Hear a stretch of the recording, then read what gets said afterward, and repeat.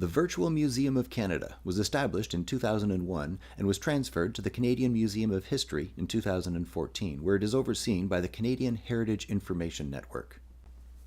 The Virtual Museum acts as an aggregator of Canadiana, allowing various institutions to provide content, including close to 1,600 museums, other government agencies, educational institutions, and the private sector.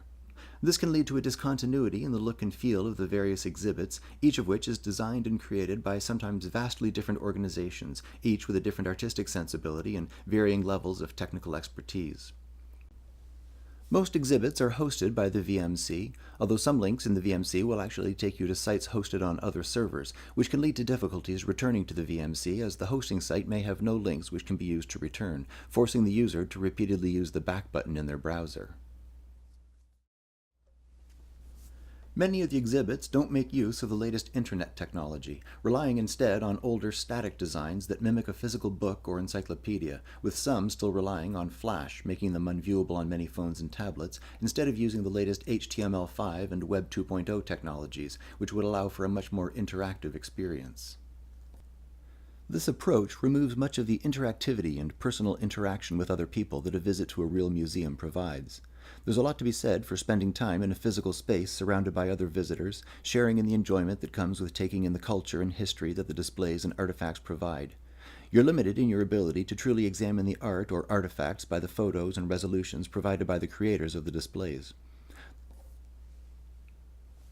This contrasts with the many museums that offer the opportunity to study their collections in high resolution and sometimes in 3 dimensions.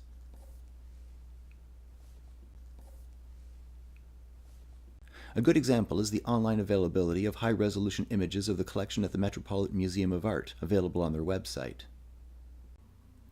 An extra level of interactivity could be provided by a virtual presence via an avatar, as is currently offered by online communities like Second Life, where users can create their own spaces. Already used by several schools, it allows visitors to explore a virtual environment and interact with the content. Stanford University has created a virtual library that allows visitors to explore the exhibits to find the content they're looking for, with content linked to their library website. They can even join fellow students, who could be anywhere in the world, in the tea room for a face-to-face meeting. Museums can be created that offer not just exhibits, but educational lectures, and even an online gift shop. Upcoming virtual reality hardware and software will allow a whole new dimension of interactivity.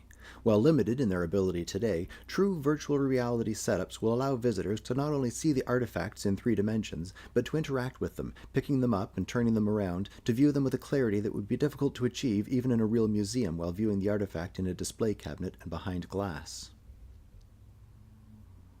With simpler hardware needs, video streaming could allow visitors to explore a virtual museum using technology along the lines of Skype or FaceTime, seeing not just the exhibits, but other visitors as well, allowing them to share the experience together, discussing what they're viewing and sharing ideas and opinions in real time.